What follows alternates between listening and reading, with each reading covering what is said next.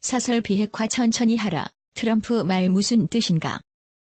미북 정상회담을 일주일 앞두고 북핵 문제에 관한 트럼프 미 대통령의 발언이 종잡을 수 없게 되고 있다. 트럼프는 김영철 북한 통일전선 부장을 만나고 나서 북핵 폐기 시점에 대해 솔직히 그들에게 천천히 하라고 말했다고 했다. 이게 무슨 말인가?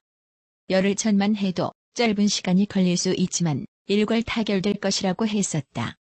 김영철에게 CVID라는 기존 핵협상 원칙도 꺼내지 않았다. 지난 3월 말 시진핑을 만날 때만 해도 최대한 제재와 압박은 어떤 비용을 치르더라도 유지돼야 한다고 했었다.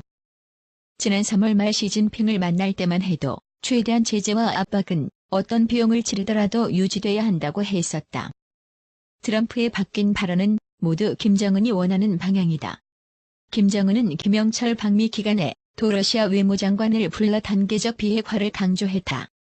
옛날처럼 비핵화 단계를 동결해서 신고해서 검증해서 폐기 등으로 쪼갠 뒤 단계마다 제재 해제나 경제적 지원 등의 보상을 챙기겠다는 전술을 그대로 고집하는 것이다. 그렇게 시간이 흐른 뒤에 북이 핵 폐기를 지키지 않는다고 지금 수준의 제재로 다시 되돌린다는 것이 가능하겠나?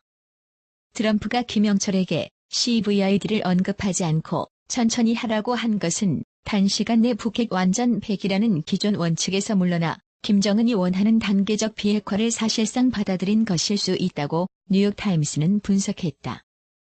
단계적 비핵화라도 핵 폐기만 되면 되는 것 아니냐고 할 수 있지만 이것은 지난 25년 동안 실패한 방식을 답습하는 것이다.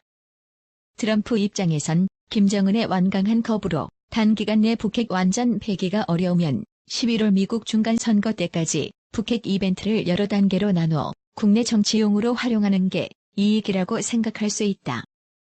북이 ICBM만 포기해도 트럼프 대통령은 미국 내 정치적 효과를 거둘 수 있다. 미북 회담이 여러 번 열릴 수 있고 12일 싱가포르 회담에서 아무것도 서명하지 않을 것이란 언급은 이런 계산에서 나왔을 가능성이 있다. 5,100만 한국민의 안위가 달린 북핵 문제가 정치인들의 이벤트용으로 변질되는 것은 아닌지 우려하지 않을 수 없다. 트럼프 대통령은 예측이 어려운 사람이다. 앞으로 또 어떻게 나올지 알 수 없다. 하지만 지금 트럼프 대통령이 하고 있는 말에 대해선 미국 언론과 전문가 거의 모두가 과거 실패를 반복하는 것 아니냐고 우려하고 있다. 최악의 경우 트럼프가 싱가포르에서 김정은과 한반도 비핵화라는 정치적 선언을 하고 그 대가로 대북 제재를 풀어주는 수순에 들어가면 북은 사실상의 핵보유국이 된다. 문제는 아무도 이를 막지 않을 것이란 사실이다. 한국 정부는 쌍수를 들어 환영할 것이다. 국민이 바로 보고 제대로 판단하는 수밖에 없다. 어떤 협상을 하더라도 선 핵 폐기 후 제재해 제라는 대원칙만 지켜져야 한다.